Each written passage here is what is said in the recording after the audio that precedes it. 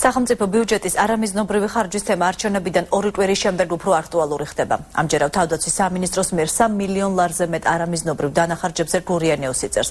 9 მილიონიან ევროიანი ბრონირებული ჯიპი, რამდენიმე ძვირად ღირებული ავტომანქანა და საათები, რომელიც თავდაცვის სამინისტრომ წარჩინებული კადეტებისთვის შვეიცარიულ ფირმას შეუკვეთა მხოლოდ ახალაიას უახლოესი გარემოცისთვის აღმოჩნდა ხელმისაწვდომი.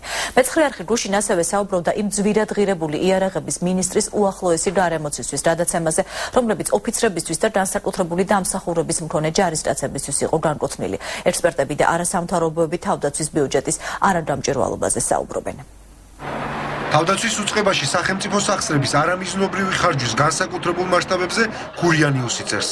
გაზეთში გამოქვეყნებული სტატიის მიხედვით, სამინისტრომ რამდენიმე ძვირად ღირებული ავტომობილი შეიძინა, რომლითაც თავდაცვის ყოფილი მინისტრი და მისი ახლობლები სარგებლობდნენ.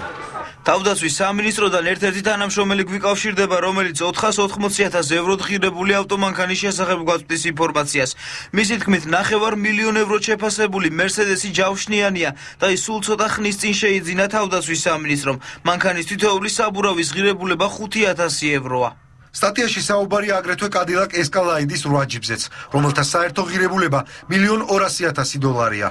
ისინი ბოლო პერიოდში რამდენჯერმე გამოჩნდა თავდაცვის სამინისტროს ეზოში, მაშინ როცა ბაჩო დათა და როლანდ ახალაიები საიდუმლო შეხვედრებს მართავდნენ გაერთიანებული შტაბის მე-9 სართულზე, ეგრეთ წოდებულ ახალაიების აპარტამენტში.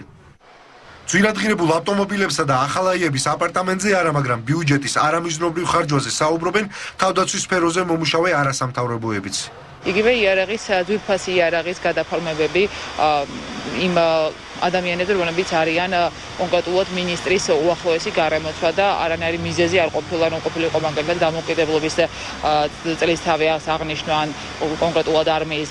არაგამჭირვალე ბიუჯეტი. სწორედ ამას ასახელებენ არასამთავრობოები თავდაცვის უწყების თანხების არამიზნობრივი ხარჯის შესახებ ხმების გავრცელების მთავარ მიზეზად. უკვე წლებია რამდენიმე არასამთავრობო ორგანიზაცია და თავდაცვის სფეროს ექსპერტები თავდაცვის ხარჯების გასაჯაროებას ითხოვს. აუცილებელია, რომ ახალმა მთავრობამ და კონკრეტულად კოალიცია ქართულმა ოცნებამ დეტალურად შეისწავლოს თუ რა ჰქონდა ადგილი თავდაცვის ბიუჯეტის ხარჯვის დროს, იყო თუ არა ამაში არამიზნობრივი ხარჯვა, იკვეთებოდა თუ არა ვინმე სისხლის სამართლებრივი პასუხისმგებლობა და აუცილებელია მოხდეს ამ პირების პასუხისმგებაში მიცემა. თავდაცვის სამინისტროს ოფიციალურ ვებგვერდზე ძალოვანი უწყების ბიუჯეტის შესახებ მწირი ინფორმაციაა. შრომითი ანაზღაურებისა და ზოგადი ხარჯების გარდა დეტალურ ინფორმაციას ვერ სადნახავთ.